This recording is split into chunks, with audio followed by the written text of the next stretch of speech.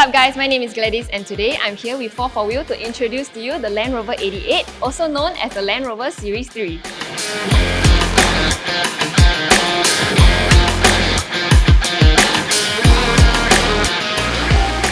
The Series Land Rovers were built between 1948 and 1985. It was so simple and it wasn't really changed that much because the design was kind of optimized.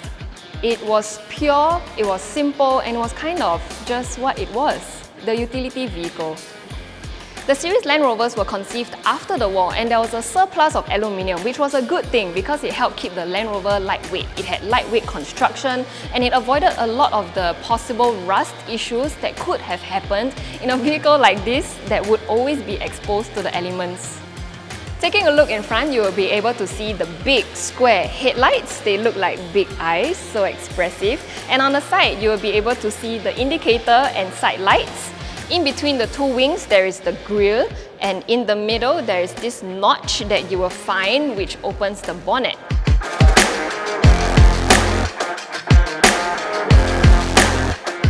Above this, there is a split windscreen, and below that, you will find the air vents. Coming to the side here is the side step for you to get into the car. And here you also have a very old school fuel cap which reminds you of Mr. Bean because you have to put in the number lock. Does anyone watch the Mr. Bean episode? Come, let's take a look at the back.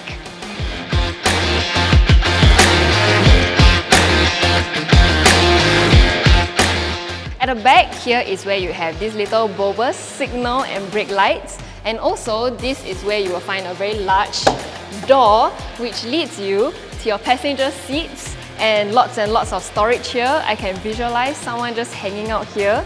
But most importantly, let's take a look inside.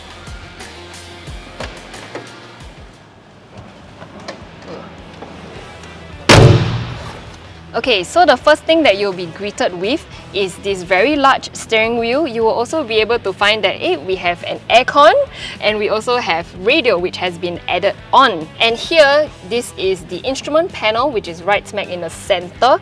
And here, if you can see, this is the charge light, this little red yellow charge light. Now this is where it gets really old school. Do you see this orange charge lamp?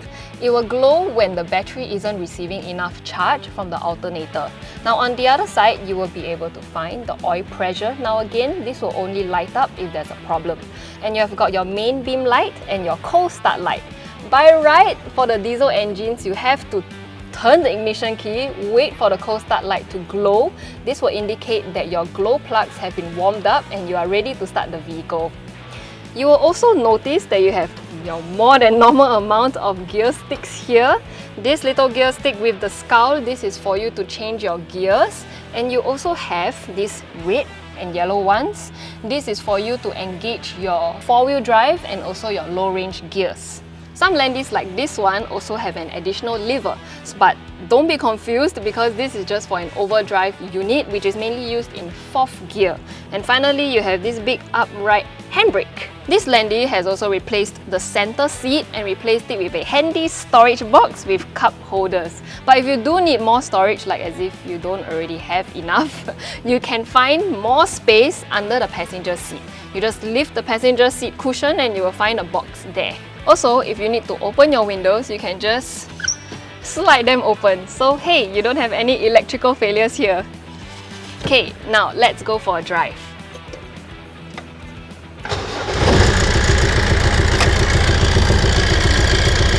Yeah.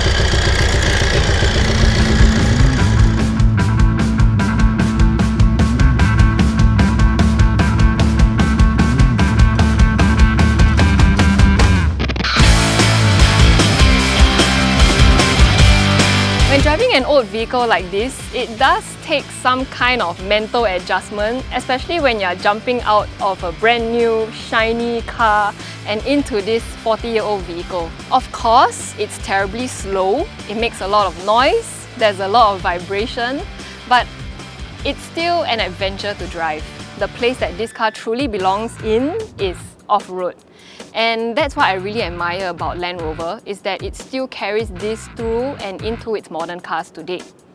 Its 2.25 litre diesel engine, it puts out 64 horsepower, but it can produce the torque when you need it. And when driving this, you are sort of always working around the rough edges, and it does require a state of mindfulness, and it requires some level of work because, you know, there's no room for distraction. You have to build up speed, but you also have to be careful about scrubbing that speed off later. You know, you've got drum brakes all around, you don't have a lot of stopping power, and the steering ratio, it's very slow, and you do have to get some work to get the wheel turning around. Center of gravity, it's quite high, and you do have a non-synchro mesh gearbox, so by right you should be double clutching. And all these things, you know, you are doing all of these things just to get the car running smoothly. But that's the beauty of it, and you are thinking about it, you are working together with the car, and you are not zoning out. This is just a pure, crude machine. It's all noise, it's all vibration, it's all harshness, and it's all the things that engineers today, they usually try to eliminate. But to me, I feel like this is just the purest form of mechanical honesty, and I really appreciate that. I react to that, and I actually already consider myself extremely lucky to be able to see this and even drive one of these today. Something that I think really kind of embodies the spirit of the Landy as well, you know, it's just pure adventure. It's going places, it's exploring new ones, it's seeing and experiencing new things that you have never done before. You know, the spirit of just do anything, the kind of let's go anywhere attitude. It's like the world is your oyster, and I really like that. The Series Land Rover has the capability of outliving its owner.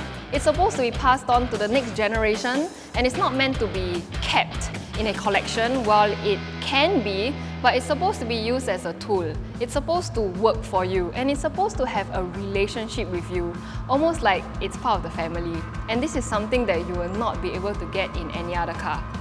Thanks for watching this review. Don't forget to like and subscribe. If you would like to view this vehicle yourself, please call for 4Wheel. That's it for today, and I'll see you in the next video. Bye!